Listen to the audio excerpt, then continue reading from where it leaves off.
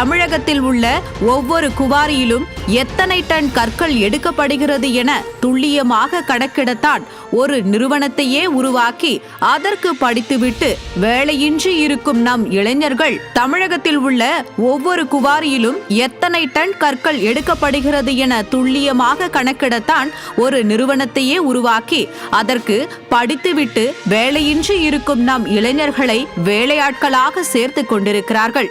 அட என்னப்பா, குவாரில எவ்வளவு கல்லு எடுக்கிறாங்கன்னு அரசாங்கம் கண்காணிச்சா நல்லதுதானேன்னு நீங்க கேட்கலாம்.